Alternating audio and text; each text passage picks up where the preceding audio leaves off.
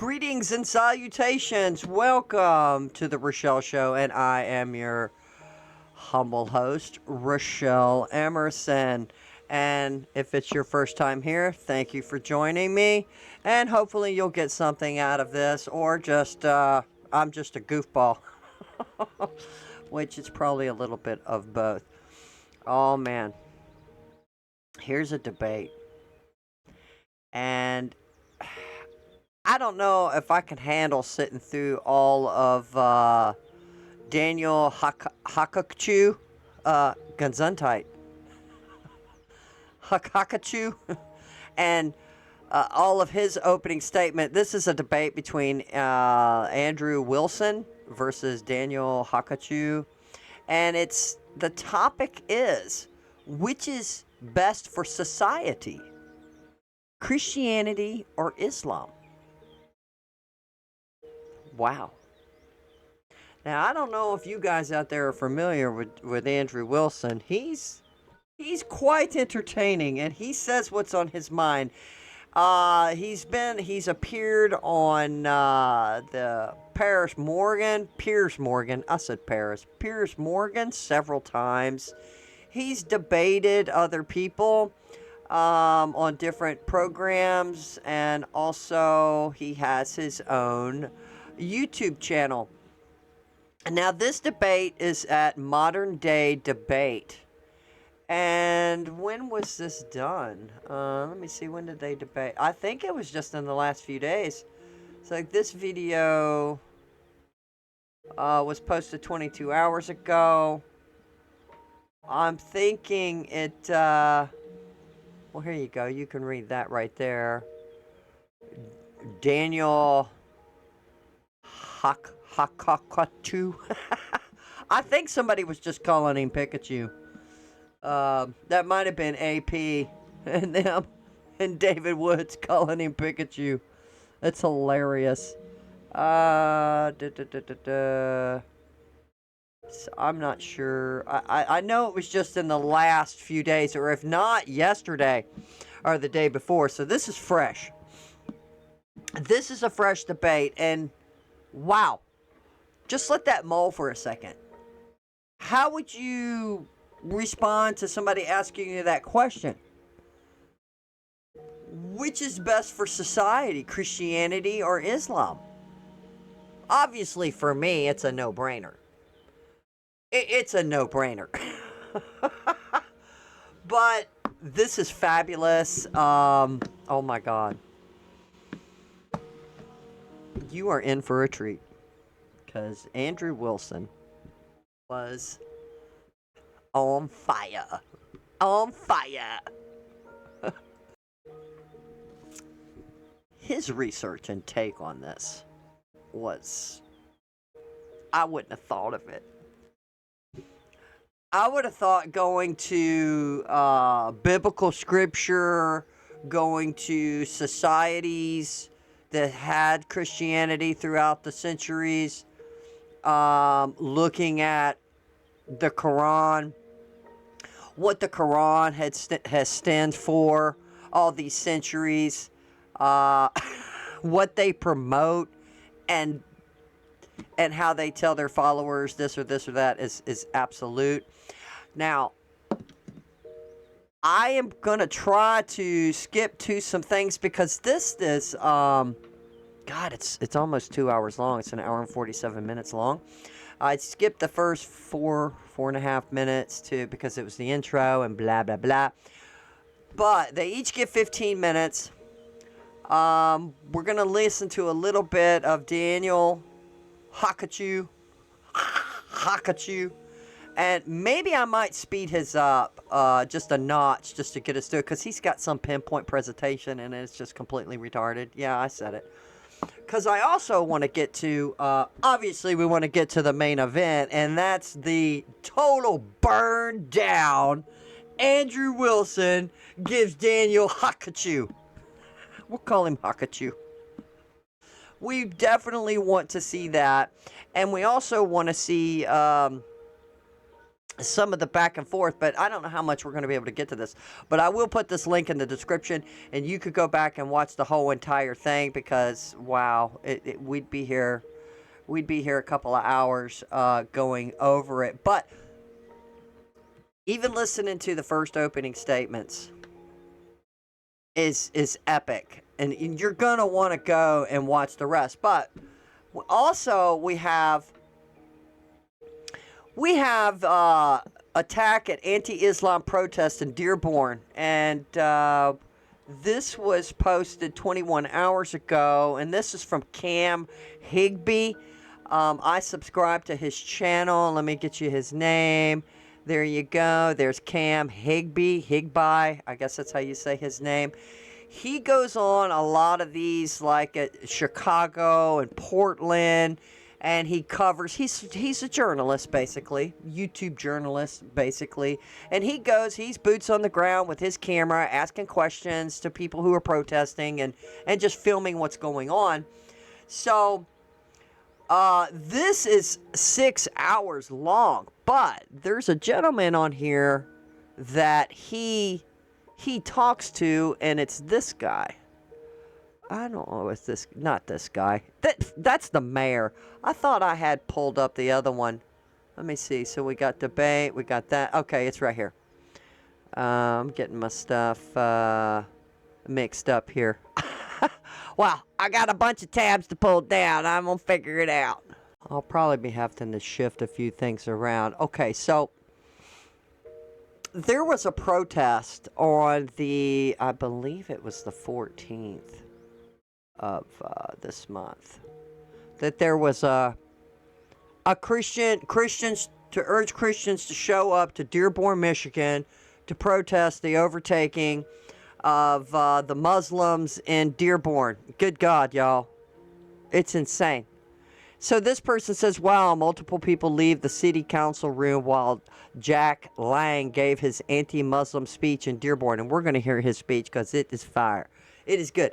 In fact, I will pull up, maybe I should just go to YouTube because somebody posted several people talking, and I think we need to get that because there was 3 or 4 people who just really reamed that council. Now, right in this picture, let me see what I can click on. See these guys up here? There'll be an image where you could see every one of them on this. Now, there was a protest in Dearborn for the Christians. Now, a lot of these people are journalists, boots on the ground. They got to come somehow or another and speak in front of the High Council of Dearborn, Michigan. The mayor and all these other people. Every damn one of them is a Muslim. Then you'll see an image of a couple of police officers to the right of all these where they're all sitting, and they're all Muslim. Every one of them. So they're running the whole city. They're running everything. But I got 2 clips from him, but I think I need to pull the clip up on YouTube. I'm gonna grab that. I'll be back in just a second. All right, I got the full video. Good night. It's 26 minutes long, but there was like 2 or 3 people who were all for the Muslims being there, and that, you know, they have a right. They have a right to practice their religion. Well, yeah, they do. But good God, they have taken over the city. What do y'all think about that? They have taken over the city. That's what they have done.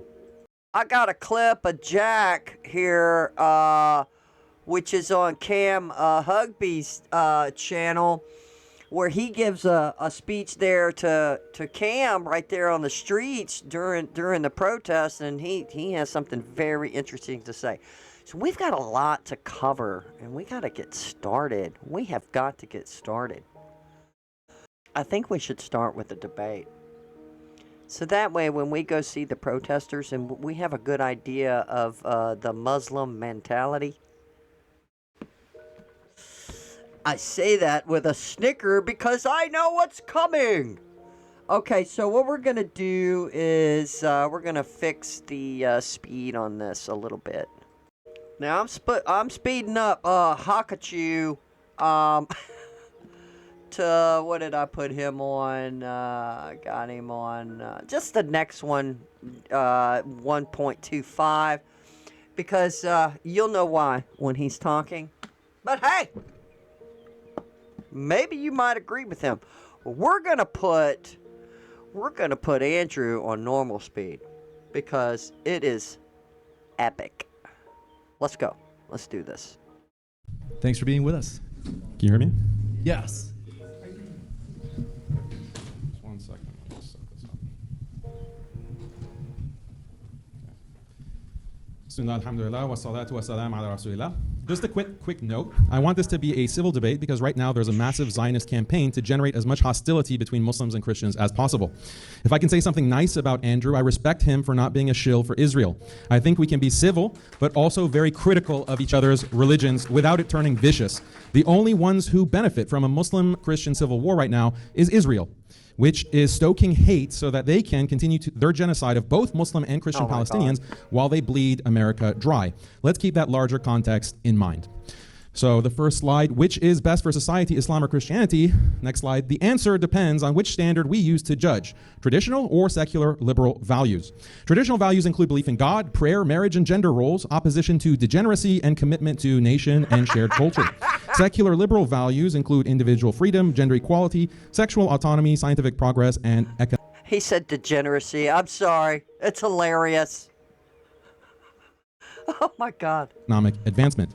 If we judge by traditional values, Islam beats Christianity hands down. If we judge by secular liberal values, Christianity comes out on top.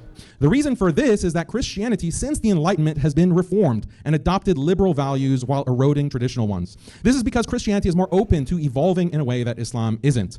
My opponent, Andrew Wilson, claims to be a traditional. I think he's right on that to some extent, where you have some Christianity has turned to the dark side, not like these churches letting these homosexuals in there and get up and become priests or preachers. The Catholic Church. I think maybe they were afraid. Maybe they are afraid. I mean, I guess it's in our human nature that, especially during the Biden administration, going after these churches, people going into the churches. And, you know, if they're preaching against homosexuality, that they're afraid they're gonna lose their tax exempt status. I don't know. I'm just throwing this out here of reasons why. It's probably about the almighty dollar that some of these churches are leading their flocks off a cliff. Why else would they do that? It's demonic, and it's all about money. Because if a true Christian church is going to preach straight from the Bible, not deter, not add, and not take away. That's my opinion. All right, let's finish listening to this goofball. I need to have this in here so you guys can see all of what he is saying. Traditional Christian, but we'll see if he'll debate like a traditional Christian or like a blue-haired libtard. If he debates as a traditional Christian, he should defend Christianity. He should defend Christianity as understood before modern liberal reforms.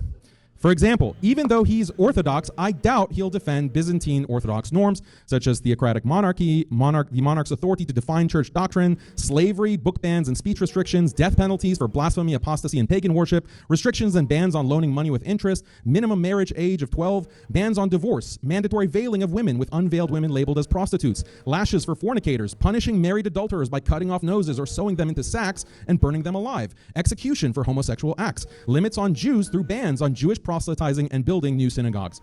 If we look at a timeline of Christianity, for 1700 years, Christianity upheld its pre-modern norms of slavery, female subordination, monarchy, punishments for blasphemy, executions for adultery. After the Enlightenment, Christians began reforming their religion to match secular values, and that liberalizing process continues today with the acceptance of homosexuality, LGBT rights, and modern feminism. Even though he's a conservative, Andrew already accepts huge chunks of this liberal reform. He's fine with abolishing slavery, rejecting monarchy, ending blasphemy, and adultery punishments. His conservatism simply draws an arbitrary line at a later stage, roughly 1950s America. But libtard progressives follow that same reform trajectory, just a few stages or steps further. Andrew isn't defending traditional Christianity, he's defending his preferred arbitrary stopping point on a progressive path he already agrees with. In other words, the difference between him and the libtards is quantitative, not qualitative. Just a dispute over where to halt the same ongoing cucking to secular liberalism. Oh. So Andrew's conservatism is not principled, it's arbitrary. Given this, I predict Andrew will debate like a blue-haired libtard today and use a pro-liberal strategy against Islam. Because again, Christianity can't beat Islam on traditional values for the simple reason that Islam isn't amenable to reform the way Christianity is. So he'll likely attack Islam exactly like a blue-haired alphabet person would by calling Islam backwards on marriage, gender roles, and scientific and economic progress. But if Andrew attacks Islam using secular liberal values, he faces a dilemma. Because tomorrow he's debating an atheist on whether Christianity or secular liberalism is better for society. So any pro-liberal standard that Andrew uses to judge Islam today, tomorrow that same liberal standard can be used by his atheist opponent to judge Christianity. For example, if he says Christianity is better than Islam because it gives women more rights and promotes more scientific progress and health, the atheist can argue that secular liberalism does even more of those things. Andrew knows this, so against the atheist tomorrow, he'll likely revert back to a traditional Christian stance, highlighting issues like LGBT, incest, and low birth rates. Damn. I'm not singling out Andrew. All Christian debaters code switch. They know Christianity isn't as based as Islam on traditional values, nor as progressive as secularism on liberal values. Christianity is stuck in the middle between traditionalism and secularism. So to win against either Islam or secularism, Christians have no choice but to code switch depending on who they're debating. Putting aside this conceptual problem with Christian apologetics, how do we know that Islam is better for society than Christianity? Again, it depends on what values we adopt. Muslim and Christians generally subscribe to traditional values. In fact, all humans, due to biology, inherently value things like belief in a creator, marriage, family, and community. So let's see whether Islam or Christianity is better at promoting these things in society using the abundance of empirical data available. Let's start with a bird's eye view, using the World Values Survey, a global project measuring beliefs, values, and cultural changes in over 100 countries. Their World Cultural Map from 2023 groups countries by religion. Protestant European countries are yellow, Orthodox is red, European Catholics are green, Latin America in light blue, and Islamic countries in gray. On the x-axis, countries that value individual self-expression and autonomy are further right on the graph. On the y-axis, countries that are more secular are higher up. The ones that have more traditional values are lower. So you can see in the bottom left, there are the Islamic countries that are more traditional, whereas the Christian countries are more secular and value individual autonomy.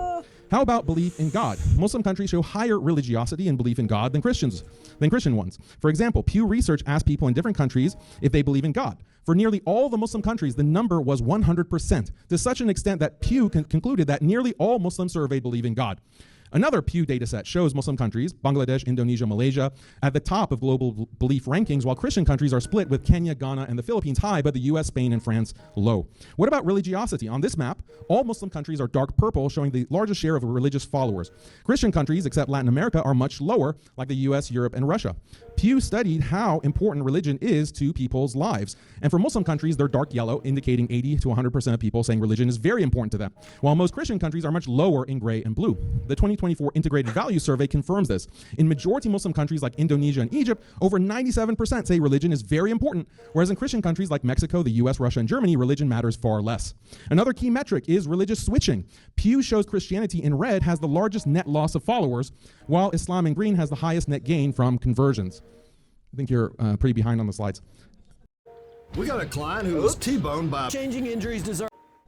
Yeah, there it is. Right. Now let's look at family and gender roles. Muslim societies have higher rates of marriage than Christian societies. Notice how the percentage of married individuals of both Muslim women and men, indicated by the red and blue arrows, is higher than Christians, since Christians are more likely to delay or forego marriage.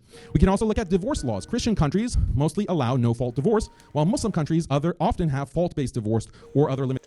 I am going to agree with him on that. As far as the divorce and even possibly Christianity being faithful is not at the top of the list in America.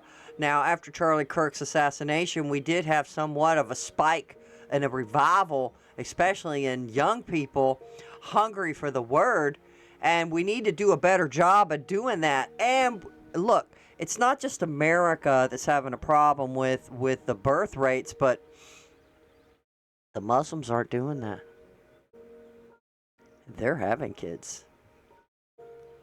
They are having kids. Be afraid. Be very afraid. Because we had a secular liberal view of indoctrination since the late 60s up with feminazism, abortion. Women have more rights and they're just as equal as men. You had welfare, the food stamps, the WIC programs, all of this stuff. Singer setting up shop near the black communities so they could abort their children, using abortion as a contraceptive. This is insane. So you have, since the late 60s, 70s up, this indoctrination in America, and it was done by evil geniuses. Evil geniuses to destroy us, because now we're not replenishing our numbers. So I agree with him on that. But guys, it gets better. Trust me. Trust me. I'm going to get out of the way so y'all can see his stupid charts. Limitations on women. When it comes to fertility, Pew Research shows that Muslims are at 2.9 globally, whereas Christians are at 2.6. And even when you break it down by region, Muslims in Europe, Asia Pacific, and Sub-Saharan Africa have more children than their Christian counterparts. Yep, and we need to change that, people. Because damn. Muslims also have the largest families by household size, at 6.4 members per household compared to 4.5 for Christians. Due to both higher birth rate and higher net conversions, Islam is the fastest growing religion projected to meet and exceed the Christian population in 25 to 50 years. How about sexual behaviors? Research. Now, I did see a poll saying that like a decade ago. Because we are not replenishing our numbers, because women aren't getting married, they're aborting their children, they're using abortion as a contraceptive. And I saw that Muslim would dominate within 50 years, and he's just regurgitating what I heard years ago.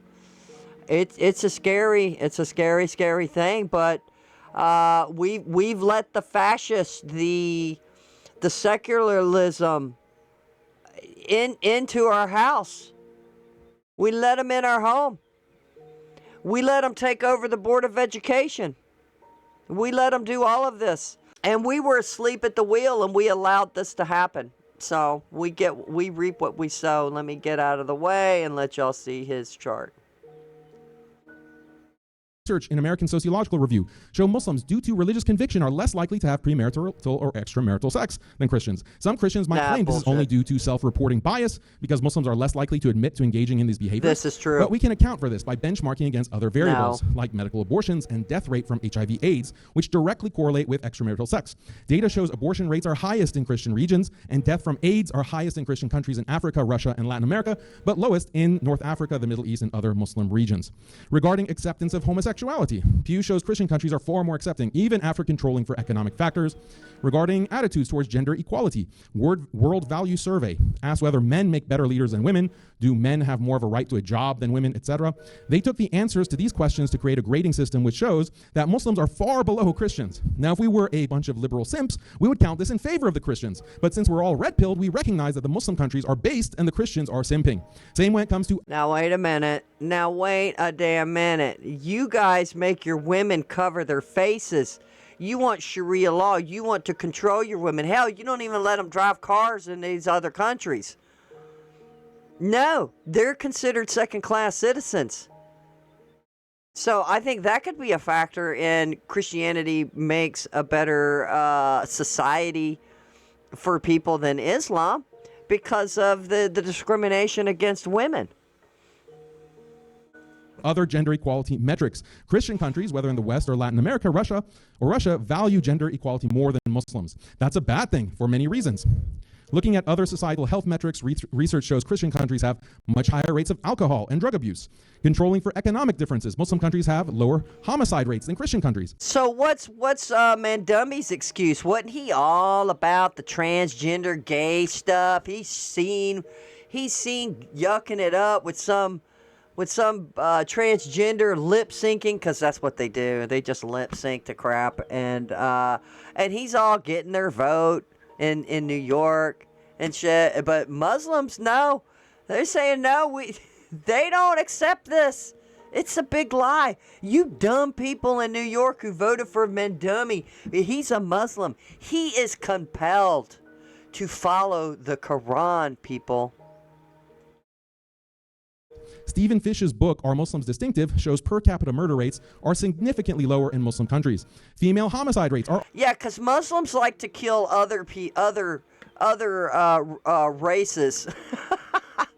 also lower. Rates of rape and sexual violence are likewise lower in Muslim countries and highest in Christian countries. So what's going on in Europe?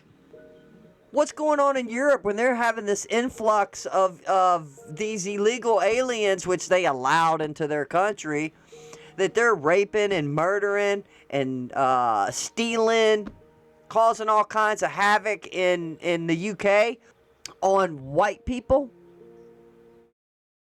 They're doing it on white people. Some guy I saw like a week or two ago, he was like, he's a Muslim.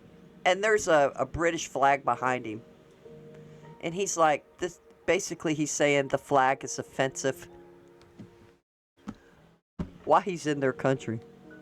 You can't make this stuff up, people. You just cannot make this stuff up. Multiple studies show that the suicide rate for Muslims is much lower than Christians. These stats show Islam outperforms Christianity in upholding religion, marriage, family, and community, making Islam better for society. We can examine why Islam consistently excels in these areas. First, Muslims are much more attached to religion than Christians because Islam is more compelling and intuitive than Christianity. For example, monotheism is easier to grasp than the Trinity. Islam is also more historically preserved. Wow. Wow, did y'all hear him say that about the Trinity? Wow. Carbon dating confirms that the Quran Muslims read today traces to the Prophet Muhammad sallallahu alaihi wasallam. By contrast, the Bible has evolved through layers of editing and reflects the theology of Paul far more than the teachings of Jesus. Wow. Islam also has better preserves traditional life and family through a clear, comprehensive system of Sharia. Christianity, by contrast, offers only broad, highly malleable principles that different Christian groups interpret in conflicting and often contradictory ways. A Christian rebuttal could be that even if Islam excels at traditional values, it falls short on secular ones like individual freedom, self-expression, and scientific or economic progress. Christianity, they could argue, wins overall because it blends the best of both worlds, preserving core morals while still enabling the modern achievements of the Christian West: more freedom, science, technology, and higher GDP. This argument has fundamental problems, however. First, is Western prosperity due to Christianity or secularism? For example, how much of Western greatness comes from pre-Christian traditions like Greece and Rome? Furthermore, if Christianity drives prosperity, why haven't the oldest Christian nations like Ethiopia and Armenia matched the West's success? Likewise, recently Christianized societies like El Salvador and the Philippines have no comparable prosperity. Finally, why do more devoutly Christian societies have higher poverty and violent crime than more secularized Christian ones? Therefore, it's far from clear that Christianity is the secret sauce to scientific and economic progress. But there's a deeper problem. Mixing traditional and secular values never works. It's like mixing paint and paint thinner. Whenever societies try to combine traditional and secular values get abandoned. Then leave our country. Why are you here? We don't need to merge secularism with Christianity, and we don't need Islam mixed with Christianity. Go away. Just go away. I know we have rights, and when people come here and become citizens, and they need to assimilate to be Americans and not push their crap. If they want to practice Islam in the comfort of their own home, I mean, I really don't think we should be allowing them to build mosques. I really don't. We know what Hamas has been doing, embedding in their schools, in the hospitals. What do you think they're going to do here? Yeah, I said it. Yeah, I said it. In the Quran, it's okay for them to lie. It's okay for them to lie to us. For us to think that they're peaceful. And no, they're not.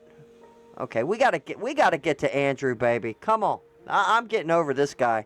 This is actually what has happened in the West, which was deeply Christian 200 years ago, but now... Hey, look at this. Doesn't this look like the picture Mandabi was with? What do they think of that? Exactly what I just said. They can lie to your face so they can get what they want. And then once they get what they want, it's all over, baby. Now has become the center of atheism and secular decay. This didn't happen overnight. This happened because Christians 150 years ago tried to mix traditional Christianity with the secular... I hope the gay people and the trans people are watching this, because they have just been fooled. How many videos have you seen of them just getting up and going, yeah, we're for the Palestinians? The Palestinians have never had a state. They've never had a place. They've just been like nomads in a way. Yeah, it's sad and pathetic. I don't have any answers of what to do about it, but But you have these idiot transgender gay people in these communities voting for these dumbasses, and they're just dumb as dirt. And these Muslims are just laughing at them like nobody's business. Like nobody's business. Idea of progress. This happens because traditional values are based on duties. Preserving religion requires imposing duties on people to worship. Preserving family requires imposing duties limiting sexual freedom and providing care for children and the elderly. Preserving a nation requires duties to uphold shared norms, honor national symbols, or limit immigration. So preserving traditional values necessitates all these duties. The problem is duties are hard work requiring personal sacrifice. Because of this, duties necessarily restrict individual liberties while also generating inequality and discrimination. This is a problem for secular liberalism, which strives to free people burdened by duties. So the secular liberal system gradually eliminates duties to maximize individual freedom. This is done through two means: moral progress and scientific progress. Moral progress means, for example, liberating women by telling them they don't have a moral duty to serve their husbands. Scientific progress means inventing AI companies for the elderly so that little Bobby doesn't have to spend time talking to grandpa. Usually we think of progress as a good thing, but clearly progress can seriously damage. Oh yeah, because they want us to go back for the horse-drawn carriage. Society, because I mean, look at their country. Look at their country. My brother-in-law was in the Gulf War years ago after the 9/11 attacks and stuff, and he went to Kuwait, he went to Iraq, and he come back, and I'm like, well, what was it like? He's like, it's like you stepped back 1,000 years ago. Hey, I was like, what? He said he got off the plane in Kuwait, and it smelled like a combination of jasmine and shit. I fell out laughing. He's like, I'm serious. He said it was so outdated and insane.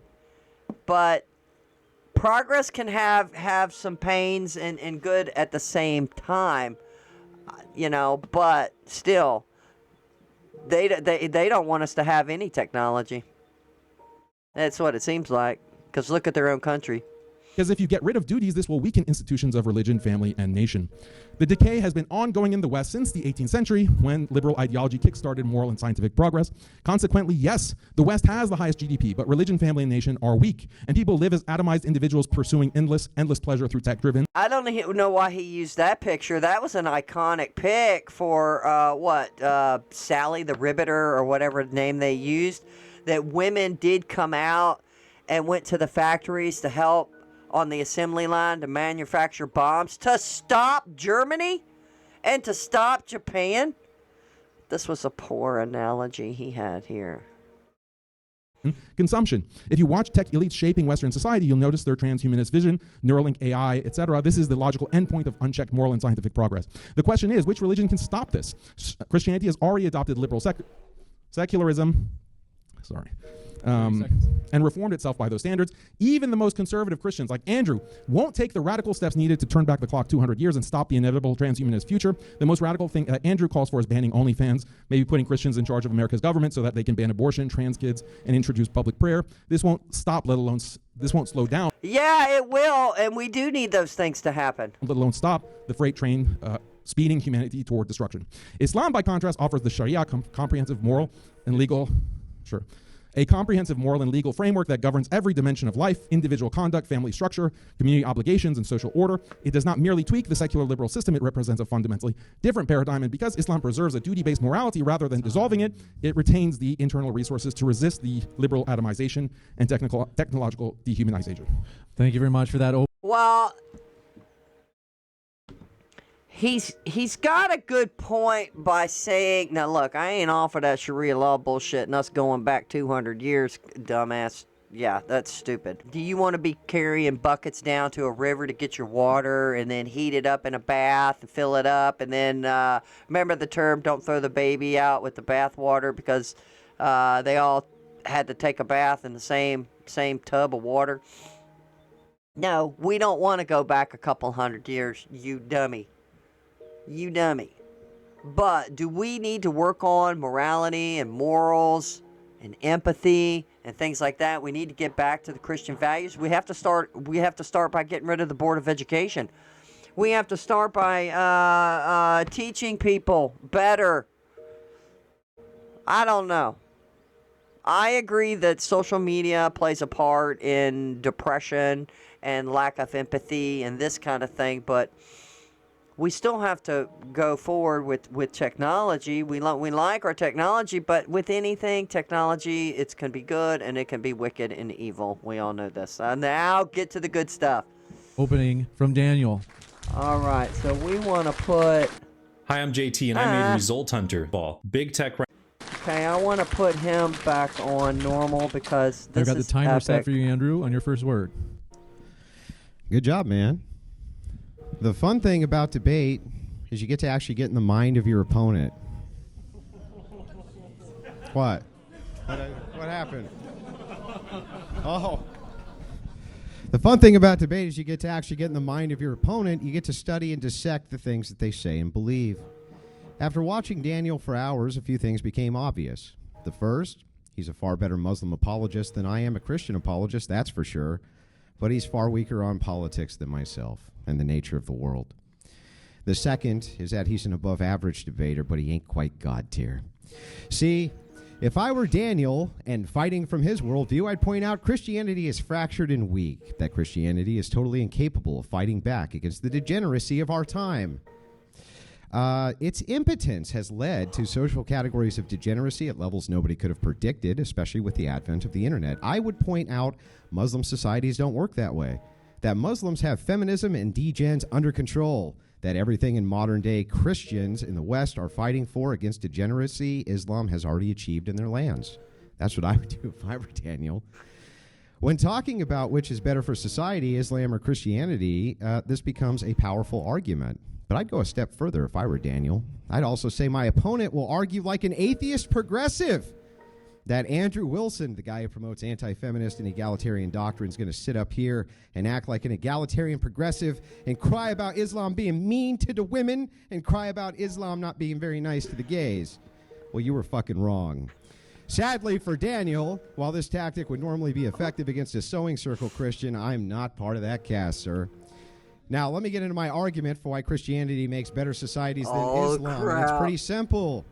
Islamic societies breed an inbred population. Next slide, please. Holy smokes! Yes! Muslim inbreeding has been occurring at a high rate for about 1,400 years since the early Islamic period, encompassing most of the land still occupied by Islam today. Oh, shit! It spread from the 8th to the 15th century, moved into Persia, North Africa, South Asia, where it remains and has created some of the dumbest fucking human beings on planet Earth. The most common type of inbreeding is first cousin marriage. The rates of first cousin marriage in comparison to Christian nations is staggeringly high, even in comparison to regions occupied by Arab Christians. When a nation has both Christians and Muslims, Muslims are often double or higher than Christians. Example, India, Lebanon. Next slide, please. Muslim inbreeding. Oh, sorry. Sorry about that. I wish we had the slides. I don't know why we didn't get his slides. Pakistan at 65%. 65%. Holy meaning, shit. more likely than not, you're having sex with your cousin, and if you're not, you're the weird one. Okay? For the low IQ members of MDD, that means these people are more likely than not having sex with their aunts or uncles' children. Whew, Saudi Arabia, 50 to 58%, with an average 76 IQ. Who would have thunk it? UAE, 54%, 82 IQ. The crown jewel of the Arab world, you are more likely than not to be banging your first cousin. Damn. Iran, 40%, 80 IQ. Yemen, 45%. Oh, he's gonna be dropping the F-bomb, so if y'all don't, it's gonna get... Oh my God, did you ever think to come at it from this angle? And he has stats to back it up. He didn't attack the secularism or, ooh, Islam's mean to women or mean to gays. No, man, he went straight for the jugular. He said, y'all been sleeping with your first cousins for 1,400 years. It gets better. It gets better. Now listen to the percentage of the IQ in all these different Muslim countries. And also he's going to bring up, because Pikachu just complained about the technology, right? that the Western civilization has. But Andrew's going to bring up what kind of jobs or what has Islam countries contributed to any kind of watch. 5%, 62.9 IQ. Qatar, 30%, 80.8 Damn. IQ. Now, we're going to continue, right? Oman, 36%, 78.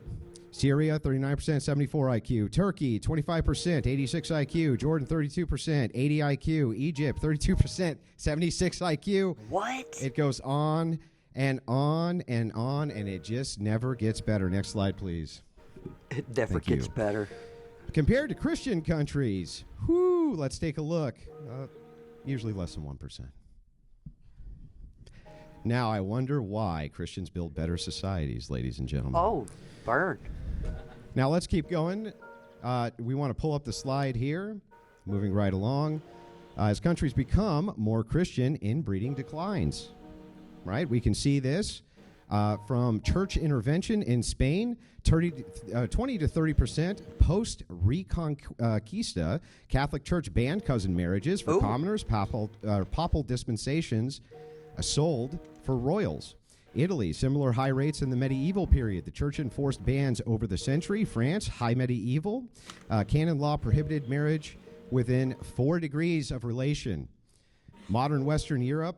They must have went, holy shit, when they saw what can happen with inbreeding. I mean, because look, they didn't have the technology that we do. We know that incest can cause retardation. All kinds of problems happen, even in animals.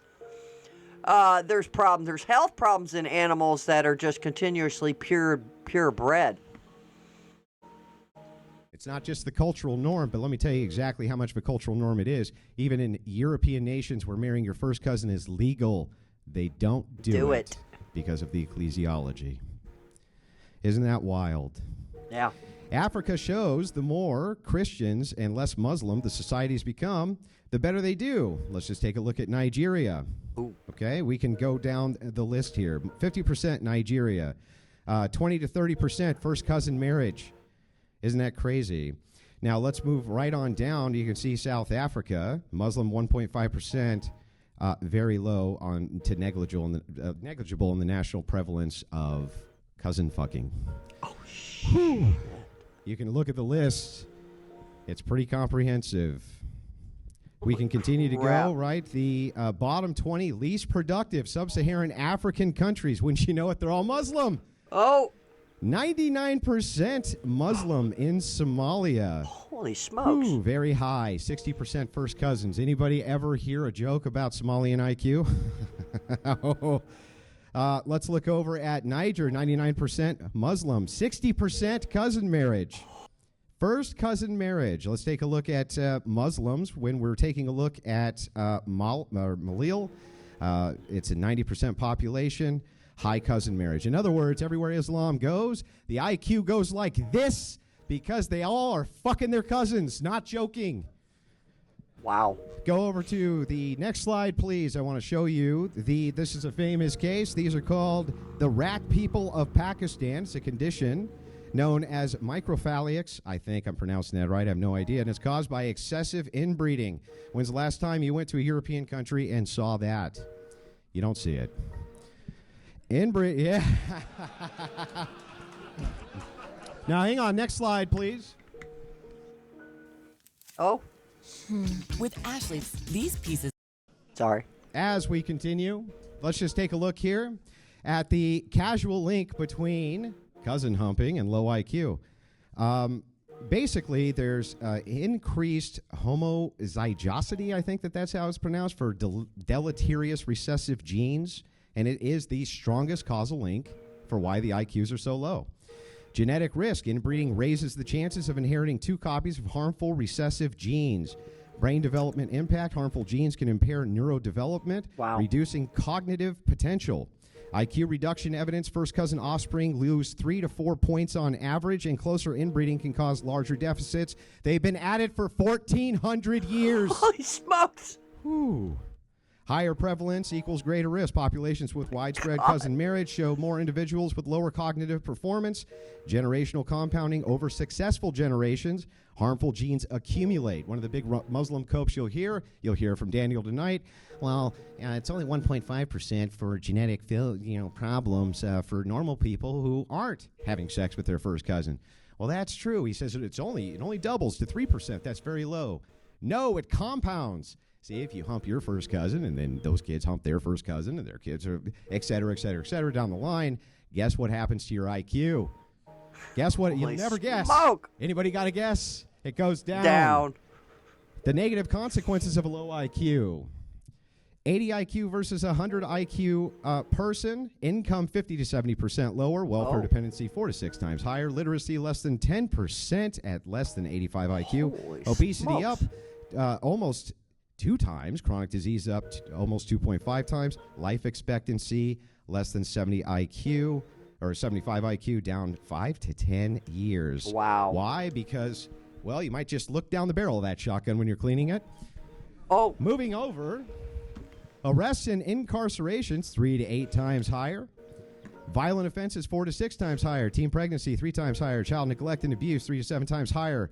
Intergenerational poverty 4 to 6 times. Almost every study available shows that IQ entering the low 80s, Muslim countries, affects nearly every aspect of life in a negative way. Economic prospects, criminality. Well, that just debunked Daniel Hakachu, where he was saying that they were just really prosperous and there was no, like he talked about the teen pregnancy, out of wedlock pregnancies, and he brought up the AIDS, and that because Muslim men only stay with one woman. Don't they marry like a couple of different women? Mental, physical health, happiness metrics, and both at the individual and societal level. In fact, study shows that when a country has a sub-90 IQ average, they find it difficult to have basic innovation, infrastructure, professional class, and other basic needs of a functional society. Is that sounding familiar yet? Oh. Now, here's the thing that's interesting. Modern societies don't require everyone to be a genius. Just look at me. But they do rely on a distribution of abilities, and you can see their roles below. 70 to 85, basic job, practical skills, routine labor. That's Islam. That's almost every Islamic nation, ladies and gentlemen. Smokes. 70 to 85. Sometimes up to 2 standard deviations lower. Oh, my God. 85 to 100 would be skilled labor administrative support. 100 to 115, professional middle management. 115 to 130, engineer, scientist, doctors, specialized roles. The things they desperately need that they get from us. 130 plus, innovation, leadership, high-level problem solving. Next slide, please. Inbreeding itself over generations causes massively compounds that lead to negative consequences. Oh, my God. And you can see the risk curve there. You see how the genetic defects increase every single generation. Wow. Moving over, I just want to point this out on the last slide. Islam took an ethnic people that were at the heart of being the top of civilization, and through generations of Islam and inbreeding has turned them into the lowest IQ, some of the stupidest people on planet Earth. Literally. You think I'm being mean. I'm not. They're literally some of the stupidest people on planet Earth. Oh, my God. Everywhere Islam goes, inbreeding increases and societies become worse. Where Christianity goes, inbreeding decreases, so societies do better in almost every material way. Let's just point out here, as I wrap this up. One second. So it's clear here that my argument summarized, though this isn't its entirety, is that Islam creates huge societies with large swaths of people with IQs so collectively low, they would be considered developmentally challenged, borderline retarded here in the West. Holy shit. Not kidding. He's being Due to serious. this side effect, force doctrine becomes the order of the day.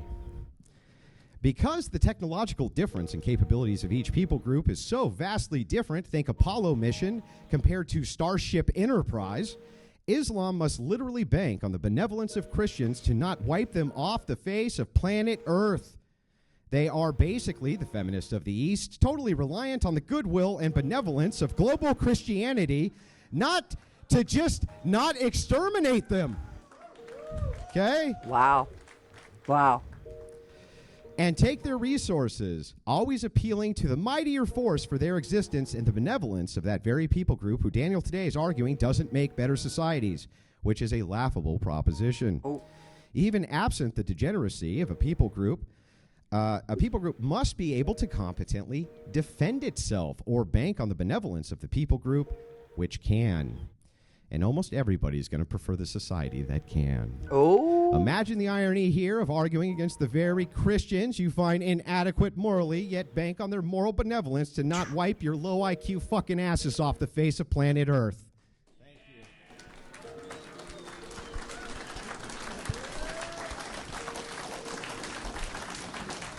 Wow. That was epic. I'm going to put the link in the description so y'all can watch the rest of it. Good Lord, it's got like another hour and a half because obviously Hakachu gets to respawn. So they get a few minutes. They're going to do some back and forth stuff, which is really good. And a lot of Andrew's comebacks are epic. So I urge you to go get you some popcorn and grab a nice beverage or whatever it is you like and sit and watch. You could fast forward since you've already seen that. Then you could just start with Pikachu's response.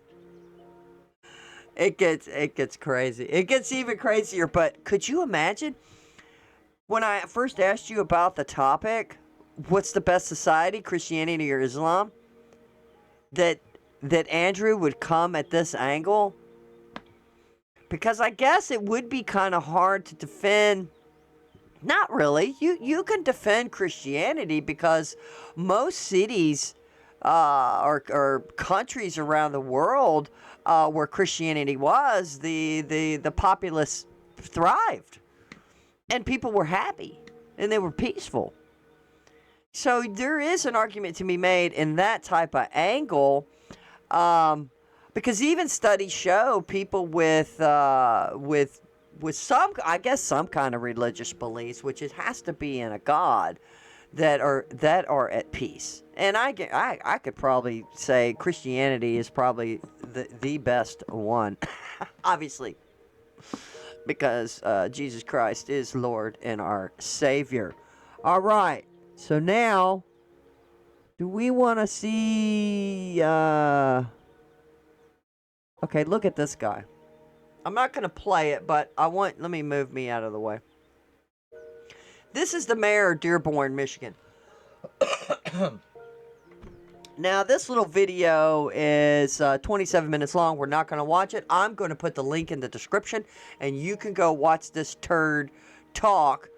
And he's asked a question. He's actually says, I actually disavow the use of the term the melting pot. Which that's kind of what we had referred to America because we had invited other people in. So this turd, he does not want to assimilate. So the title of the video is Dearborn Mayor Says No to Muslim Assimilation in America. He should be deported. I'm serious. He should be deported. You have to pledge allegiance to this country to become an American citizen, and if you don't want to do that, then get the hell out, or we need to kick you out. Period. So what we're going to do is we're going to hop over and we're going to wrap up with now the beginning of this. I can put this link in too, but we need to get to look at this. We're going to get to this guy. They're fixing. Sure about that? Whose seat is that right there? Is that open? If you're not in your chair, I'm going to consider. These days, oh, crap. The best doc every teledoc health visit. Here. I speak here as a... Okay, now, this guy is my guy. It's my guy. It's him. My funny guy. Andrew Williams. He went there. He went there to help protest to assist in the protest. Now he's got some videos of the protest on his X page. I urge you to go and look at it and look at the comments and things of this nature and check it out for sure. For sure. All right, so I was shocked because I pulled this up. I was like, what? Andrew's here? And listen what he says. Of course, a resident of Detroit, a veteran, someone whose firm, I believe, is a Christian, an American nationalist. We came here today to send a message that American towns and cities will not be Islamified. We do not want this in our country. We're against that. And it's a message for white Americans and black Americans. The identity of our country is firmly rooted in our history, who we are as Christians. We should never reject that. We should never go past that. We should never let that down. We should put it forward.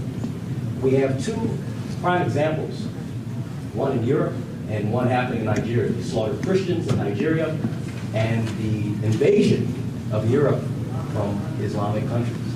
Now, of course, we know that our foreign policy for the last 4 years has been detrimental to the United States on behalf of Israel. I oppose that. But does not mean that we're going to open our borders to a bunch of people into our country. We're no longer going to do that. Gen Z, I believe, is opposed to mass migration. We're opposed to the destruction of our country. We're opposed to everything that the prior generation did allow. We're no longer going to allow them. I speak firmly on that. And proudly, as a black American, as a Christian, against what is happening in our country. I hear about all this hate that we brought to Dearborn, but myself and people who've been here with us, we've been met with great hate since we've been walking up and down Michigan Avenue. I've been spit on.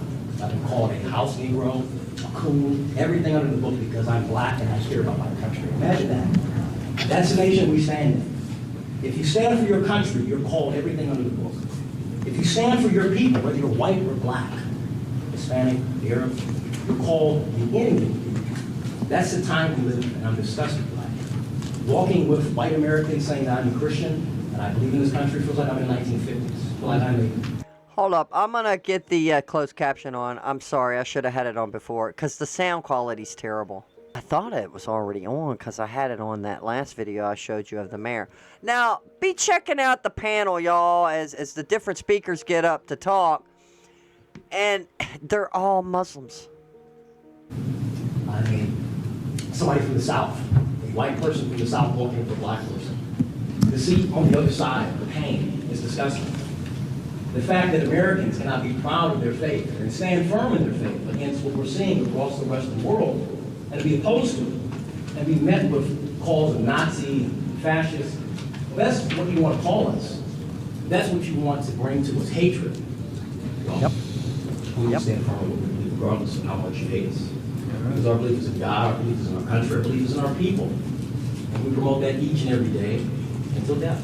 I think that's something that our history shows. We're not fearful of anyone. You have 30 seconds. We're not fearful of anyone in this country. Americans have built the world and bring great things upon this world. And as Christians, we've done much to civilize the world. And we will not allow anyone to tell us we cannot be Christian, that we cannot say what we want in this country, but we built this country to what it is. And we allow people to come over here and have their say. Well, guess what? We say no to Islamification of the United States and all of Western civilization. Thank you. That's damn right.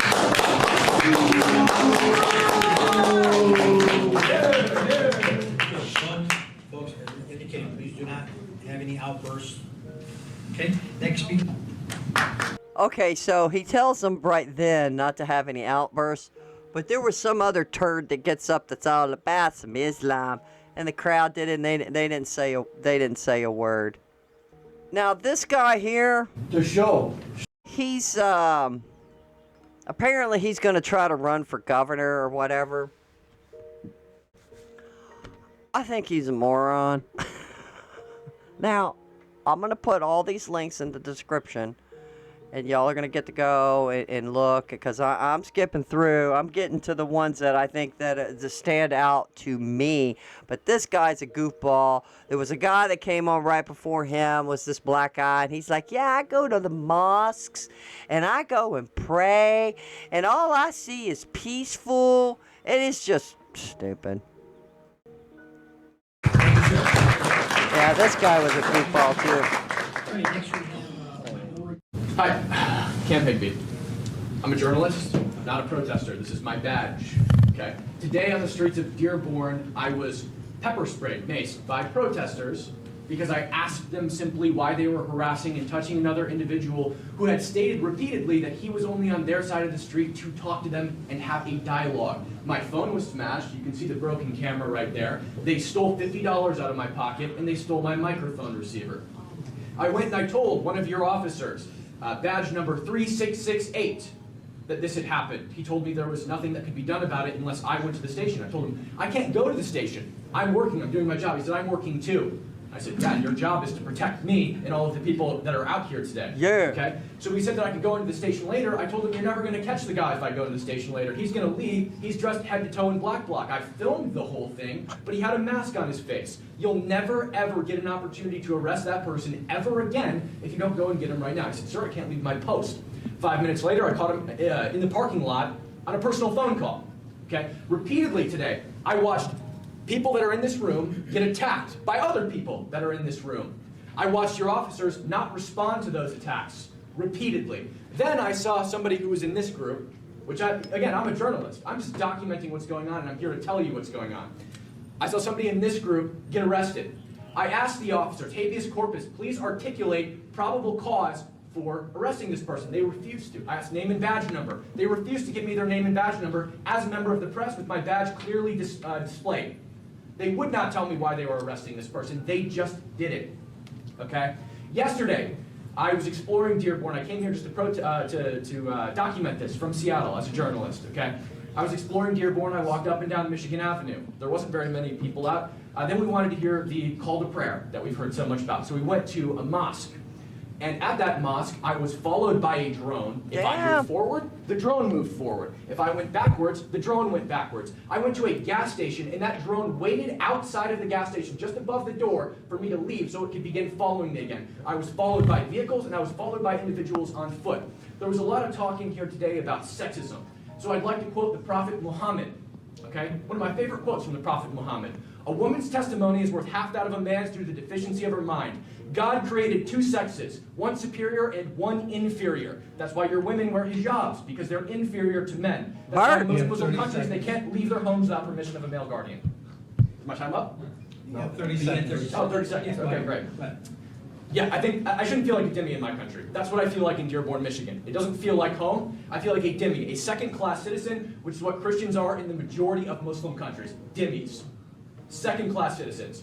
And the policing in this city, that's exactly what happens. And I know rank-and-file officers in pretty much every city usually want to take care of these problems. You're the one giving the orders, Mr. Mayor. These guys definitely want to do something about it. Look, he laughs. He thinks it's funny. These guys are all business. Your orders. I'm done. Go back to Seattle. Oh, somebody said go back to Seattle. The room is kind of split into two. I believe the left side, go figure, the left side is conservative Christians and are tired of the gobbledygook. That was not that one. That was Cam. Let me get his name in here.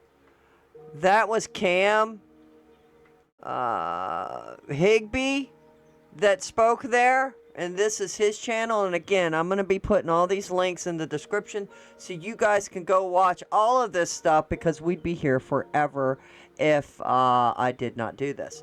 So let me see. Oh, this next guy. Dude, I thought he was epic. Let's go.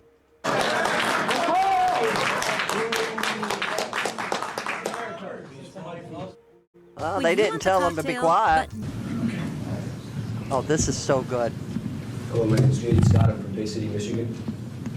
Guys, I'm honored to be here today in the largest Muslim city in America, and personally let the City Council know that as of today, November 18th, Patriot Governor Greg Abbott has designated CARES and the Muslim Brotherhood a domestic terrorist organization. Expect that to follow across the country.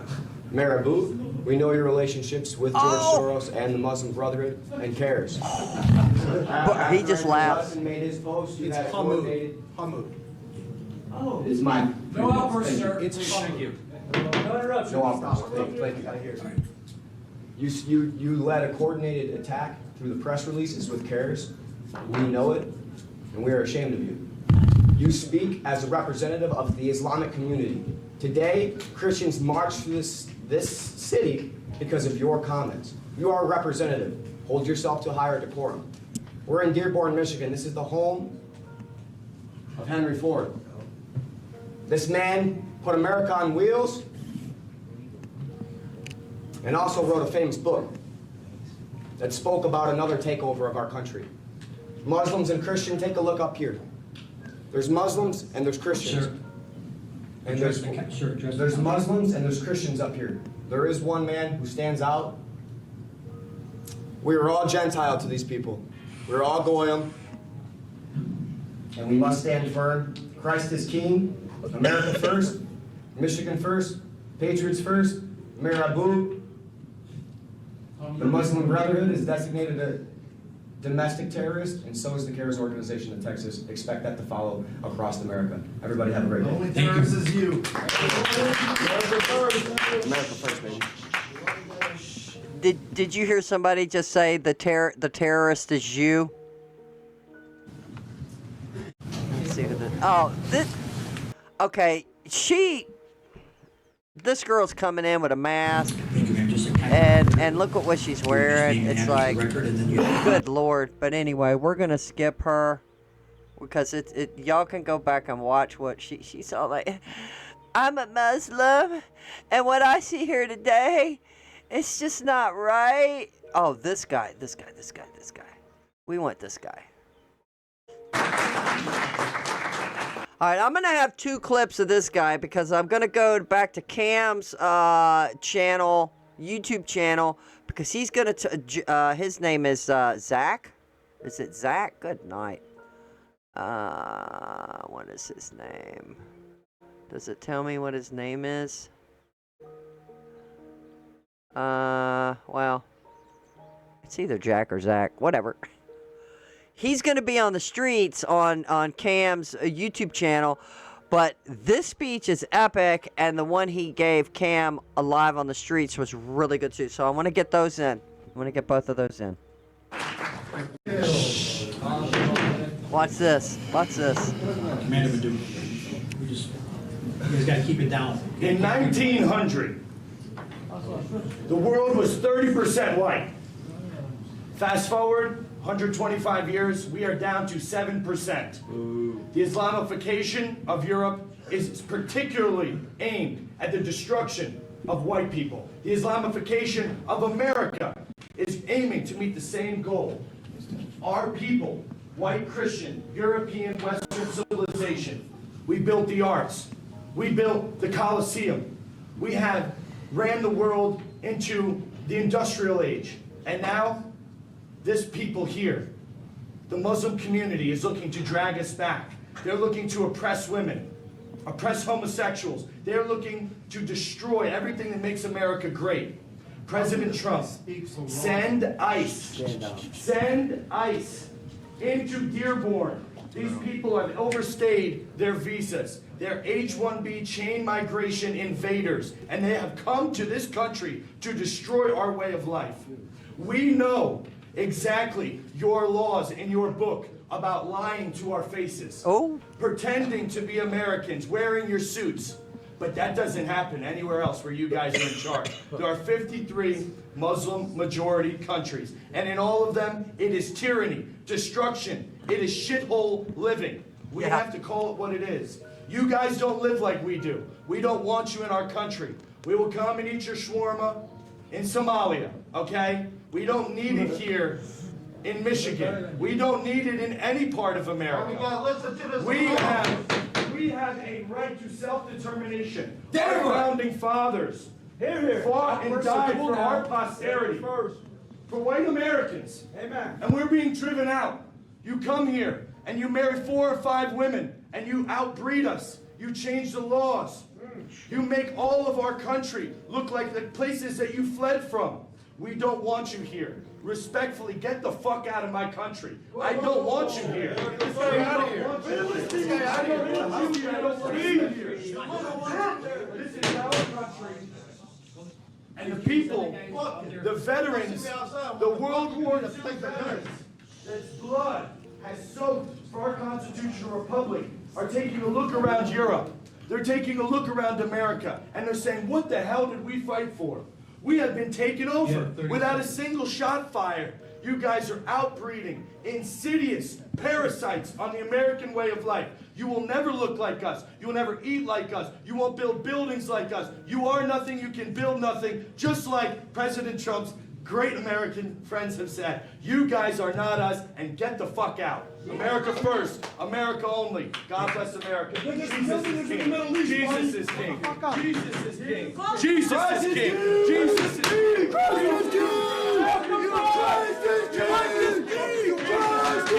Jesus is king. Jesus is king. Let me grab my... Holy smokes. Remember, maybe we're retarded. Maybe we're the retarded ones. Well, I say this in jest that we allowed these people to come into our country with green cards, and we've allowed them to become citizens. And what are they doing? What'd that king say in Braveheart? Nah, if we can't, you know, kick them out, we'll breed them out. And wow. I guess even a retard, like Andrew was saying, that their IQ is so low, but they figured that out. They figured that out, didn't they? Now, at the end of this video here, you have all the police officers escorting the Christian people, escorting them out into the parking lot, out into getting on the bus. They've got a bus out there, which some Muslim wrote graffiti on the side of their bus, and it's a nice bus. Y'all know buses are expensive. But they followed them out there, and then when the bus took off, the cops were following them. I laughed. I was like, damn. It's almost like the cops and how Pritzker and Brandon Johnson are dealing with Chicago, where apparently it's not the protesters that are the problem, the Antifa protesters. No, it's the journalists, it's the people on the ground asking questions. They're the ones getting arrested. It's just ass backwards. So you have and again, you need to check out Andrew Williams' channel too, because he's got some footage of him where the Muslims are just hollering at him and saying ugly things to him. So let me see which one we're going to do. Okay, so we're going to wrap it up with his speech here. I'm going to make sure I have closed caption on. Let me. No, we want it on. What is it telling me it's off? Hold on. Okay, I had to fix it. Now, I'm staying up here in this corner because I want you to be able... I'm going to get back over this way. I want you to be able to see this stuff. Now, this is in Dearborn. This is in Dearborn, the protests. All right, here we go. Wait, is it telling me what that guy's name is? Okay, we'll see. Here we go. Oh.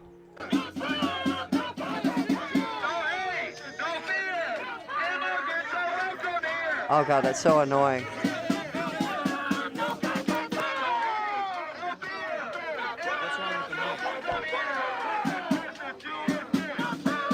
Oh, God.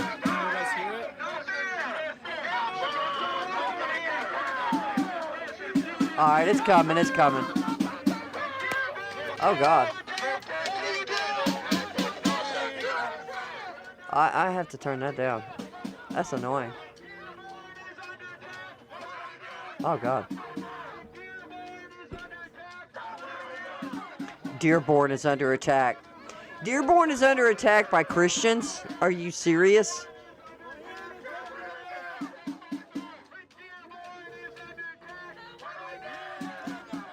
They're under attack, but look at this. See, this person's shrouded in a flag, got the cross, but and all these people are holding in the back are holding flags, Islamic flags. I guess is that an Islamic? Is there an Islamic flag? I don't know. It's some stupid flag. Is that like an Iran, a Tehran? I don't know crap about flags. All I need to know is the American flag. Oh, good Lord. I'm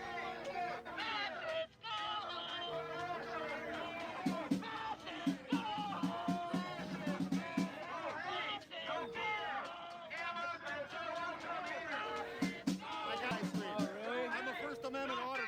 Nice. Oh, it's awesome. Nice to meet you. Nice to meet you. Nice to meet you. City Hall. At least that's where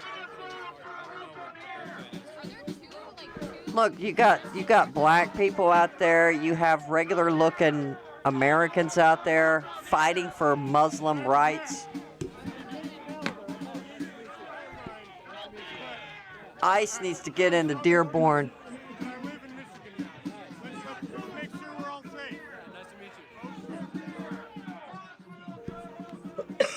I think all those people who are in office in Dearborn, they all need to be under investigation. Okay, there's our guy. There's our guy that did that awesome. And then there's that guy. I like them. They are like... You'll start seeing when they were kept hollering Christ is King, because I'm going to put those links in the description and you can watch the entire thing. Oh, when they were confronting the Dearborn, Michigan committee or whatever the hell they are. Good Lord. The whole police department. What is this guy? I don't understand. These people are so... Hey, there's Nick! Hey, there's Nick. Y'all know Nick, right? Nick Shelley? Is that his last name? I subscribe to his channel.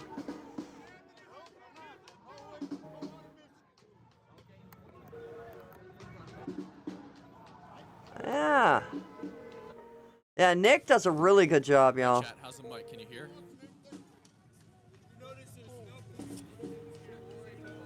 D Hawko, thank you for $5 super chat. Stay safe, brother. Thank you.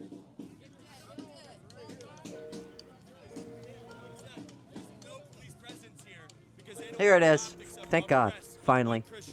They want to pretend that Dearborn, Michigan is some type of, Americanized, lighthearted version of Islam. So they're not going to be oppressive today. The police aren't going to come rush us today because they're trying to do an insidious political move and outbreed us here in Michigan and then take over and then institute Sharia law. This is not the way that this city deals with this type of thing because of the massive presence of journalists like you, Cam, and Nick, and others. They are hands-off approach. There's a stand-down order in all the mosques, order in all of the different sheriffs and police departments because they don't want to appear as radical as their faith really is. And so we're seeing really a very strange sight where there's not even... I saw police all over the city, but within eyesight right here, there's a single police officer. And that never happens, literally never. I've done many protests. We had literally 300-400 police officers for the Austin Metcalf protest, okay? And this is much larger scale. So you have to ask the question, why the police stand-down order? It's because they're trying to trick you, America, into thinking that they're moderates. They're not. Believe me, when they have the numbers, if you're a Christian, they will behead you, just like they do in any other country. It is just a false little insidious move to get planted here in America and then take our country from us. Don't believe a single second of this. And on top of that, how many white liberals are over there compared to actual Muslims? All of them. All of them. I know, right? They're all Antifa white liberals. They're getting paid. So we're seeing an insurgency move. They're probably busting from another area because I was here in Dearborn recently and there was not a Muslim here. Or there was not a white person here. It's all Muslims. Walking around, come over here. We stand united. Christians need to make drastic measures in our country. I agree.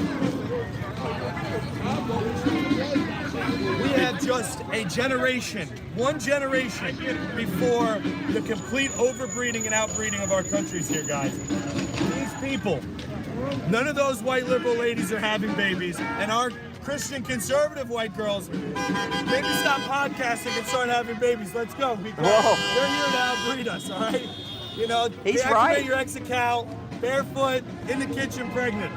Or else we won't have a country anymore. I'm sorry. It's the truth. We are being outbred in drastic numbers. It's 4-1. Christian white women to Muslims in our country, let alone other countries. Other countries, it's much higher. When in their countries, they're breeding astronomical numbers, replicating. But here, even when they move to England, when they move to America, it's 4-1. Why don't we have a law like China does? But I don't know how that would fly if they're American citizens, because that's against their right. I don't know. Maybe they could by some executive order like Muslims. No, you're not going to have 5 kids. You can have 1.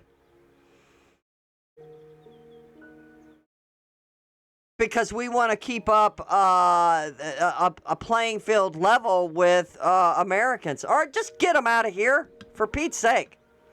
They want to turn our country into the shithole that they have.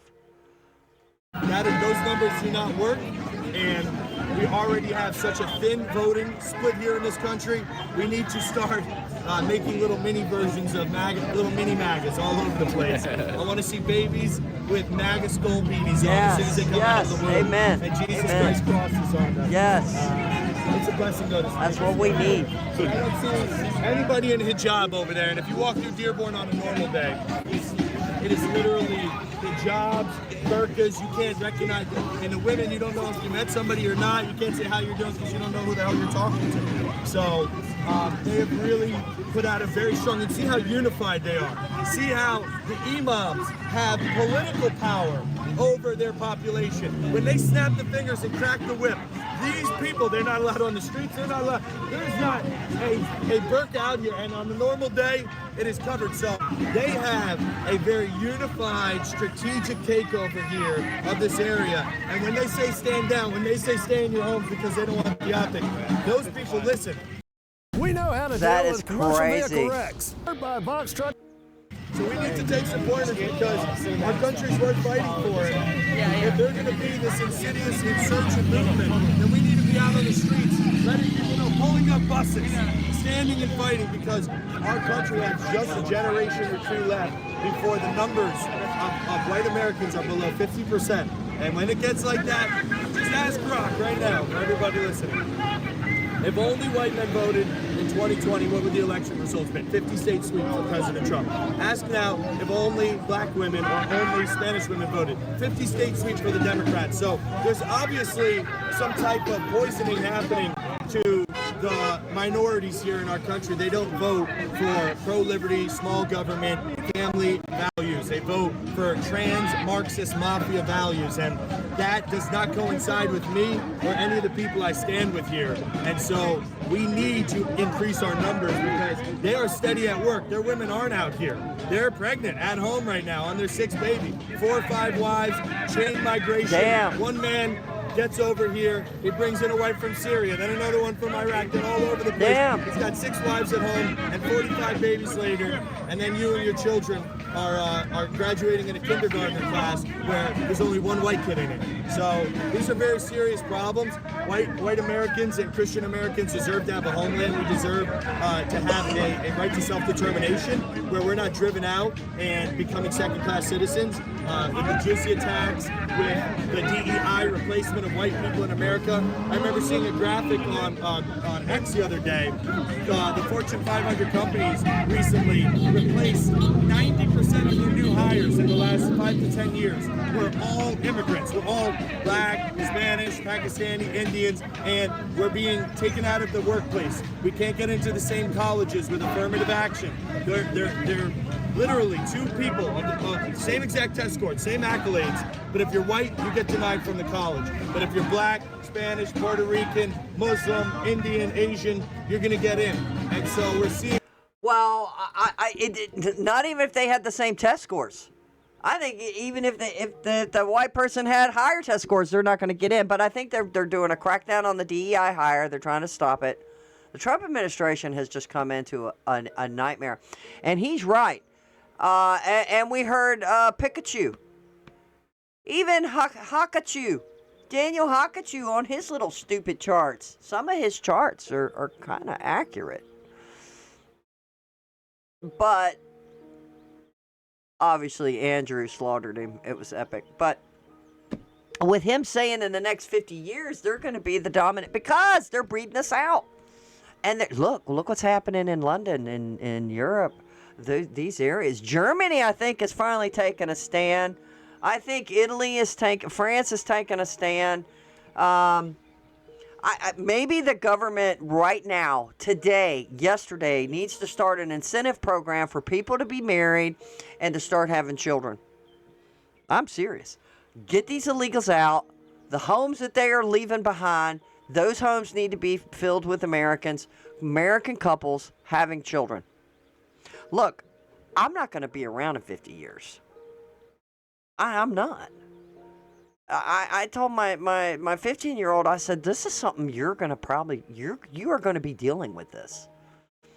You're going to be dealing with this. I'm not going to be here in 50 years. There's no way. And that'd be what? That'd be 110? Yeah, so, I mean, this is something that some of us are 50 and up are not going to have to deal with, but we could help do something about it now. We need to do something about it now for our children and our grandchildren and then their children. But I don't know. If we don't stop this like yesterday, it may be too late. It may be too late. And they need to start deporting these people by the droves. The left is going to go kicking and screaming and kicking because this is what the left wants. This is all the agenda. This is all heading towards the doom for the takeover. So what? Do you guys think? Now, I've heard over the years several times about not just Daniel Hakachu, I like calling him that, saying that in 50 years the Muslims will be the dominant. I've heard it from several people. If y'all watch trigonometry, right, on YouTube, go check out their channel. They interviewed a guy who went around the world doing statistics with the governments, asked him to come. And they were looking at, because we've been having a problem across the world on people having children, people not having children, and then people having problems having children. So, and this effect is everywhere, right? This guy's saying the stats were staggering, and I was blown away. So I was like, wow, I saw a stat 10 years ago saying like the Muslims are going to take over, and then, because of we're not having children. And then this guy comes along. I just watched him like 2 months ago or so. And like I said, he went to all these different governments around the world because they all want answers. They all want data. They want statistics. And this is the statistic that it's happening everywhere of not having children, except the Muslims. Except the Muslims. And I believe the Hispanic people are having children too. So I think in that chart I saw years ago, it was saying Hispanics are just going to outrank the blacks. Damn. The blacks have never been gotten out of the minority or the bottom of the barrel where they were at first. As you had whites, blacks, and then Mexicans. Now, dude, I'm telling you, the Mexicans, they're not aborting their children either. So this is what we're going to be looking at. So what's the head going to look like if the world's going to be Muslim in 50 years, 40, 50, 60 years? Good Lord, what is that going to look like? I can't imagine. Sharia law run amok. People going to be getting their heads cut off. You're not going to convert. People will be in hiding in mountains. I don't know what the hell this is going to look like.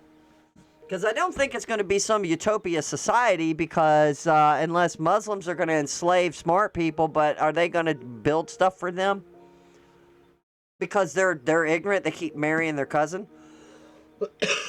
Because Muhammad did it. Muhammad married his cousin. So it's like a sacred thing for them to do. Y'all can go look this up. I'm not making this up. This is true. And Muslims have to go buy the Quran. They have to go buy it. And just like he said, yeah, you lie to our faces. Because in the Quran, it's okay for them to lie. I recommend you go watch Apostate Prophet and Daniel Wood and IP, Inspirational Prophet. Is that his name? Whatever. IP, I was calling him IP. He's usually on Apostate Prophet. I just call him AP. I've learned a lot from watching them. Obviously, the learning never stops, but Apostate Prophet, he's got a thing on the back that says run away from Islam because he used to be a Muslim. He studies this. Now he was at the, AP was at the debate. Now, maybe tomorrow I'll put up a video of AP and who he debated. Maybe I can find some of that. That might be interesting. I haven't seen any of it so far because I watched some of that debate last night. And then I thought today, you know what? I'm going to do a video and combine Dearborn, what's happening in Dearborn with the protests, the Christians coming in there and protesting, and them talking to the council, the high council. And then combining it with Andrew Wilson saying they're just a bunch of inbred and they're all retarded. I thought it was epic. Let me know what you think. Let me know what you think in the comments. Do you think that just Islam is just super peaceful and it's okay and we should just leave it alone? Oh, and what do you think about all those white people being bussed in to Dearborn to protest? He said you don't see any women out and about with their kids. They were all sent out a memo, probably from the mosque. I said earlier in the show, I don't think we should be letting them build these mosques. They're using it as a that's their headquarters, man. That is their headquarters to get shit done. So they told all these women and children, don't come out. And these women listen. They do what they're told. Hey, I'm wondering if some of them are going to escape. And we'll see a movie about it, Escape from Dearborn. Or some of these women take their kids and get the hell out of there because they're tired of being oppressed. And they're in America, and they're being oppressed inside America, inside Dearborn, by their husbands, by their Muslim husbands. It's an interesting thought. And they leave and they go, oh, yeah, man. They told us that day they had that protest. They made us all stay home. They told us we had to stay home. And the police didn't even come out. So there was no women doing any shopping. So you say, oh, get all your shopping done the day before. Do all that mess. That was interesting. He said that. He said, I've been down this road and there'd be a sea of these women with their hijabs on. A sea of them. Nope, not this day. They told them all to stay home. Where'd they tell them? I think they used the mosque to do this. Now, don't somebody come in my chat and go, well, wouldn't the church do that? Blah, blah, blah. Don't compare Christianity to Islam. There is no comparison. I think Andrew proved it. Not just because he used the retard. He used the retard method. No. You go Google. Go ask Grok. What nations throughout history, how they've prospered under Christianity, and what nations and how they were successful or not successful through Islam. Because their countries suck. But anyway, I'm going to wrap this up. This is an hour and 32 minutes long. Thank you for joining me. And please like and subscribe and let me know what you think. There's so much more. I'm going to put all of these in there because there's so much more you guys could watch and just like, wow, this is crazy. This is crazy. There you go. And I know you want to just go ahead and hit the subscribe button. It doesn't cost you anything. And even if you don't like me, just hit it anyway. Just set it and forget it. There you go. Have a good day.